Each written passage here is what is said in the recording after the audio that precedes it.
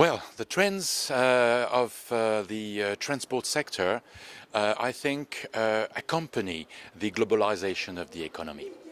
And today, in this 21st century, what we see as a new emerging trend is a search for the complementarity of modes, so that each mode can bring what is best for the customer, for the end user. So more and more there is this concept of logistic chain from end to end, both in freight and passenger.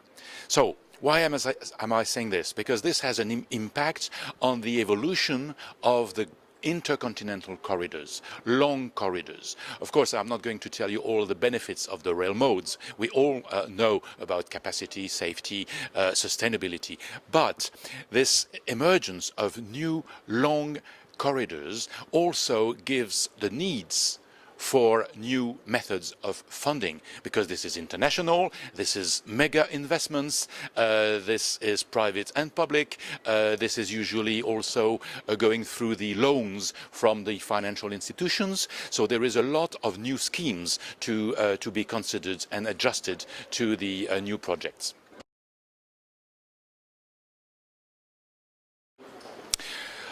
Well, the priorities actually should be, or let's say are, led by the economic priorities. And we have a lot of market studies that we do in UIC, within UIC, but also with other factors and OECD as well, as where are the needs for mass transit, where are the needs for intercontinental exchanges with containers or cars or consumer goods.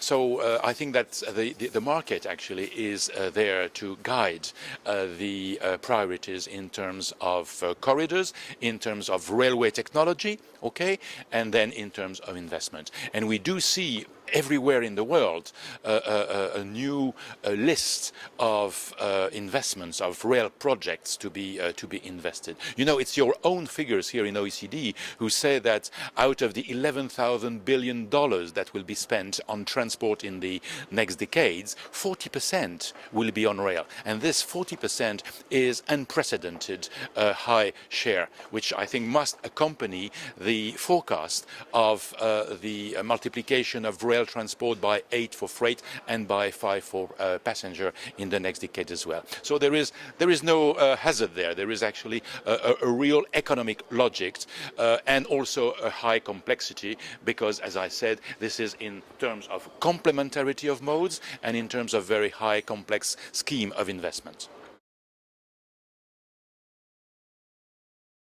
Usually these type of transports where heads of states, ministers of transport, financial institutions, organizations like us, customers participate is always an excellent debate to share vision, but also, and I think this will be the case in 2013, share practical experience, because there is already a number of these corridors, of these investments which have been put in place. We have them in Europe, we have them in Russia, we have them in South Asia, we have them starting in America, we have them in Latin America as well. So I think that the sharing of this concrete evidence of rail spending on some new projects, I think will be more than political debates, more than strategic vision. It will be practical evidence that it can exist, and the sharing of the experience of the stakeholders will be absolutely fantastic.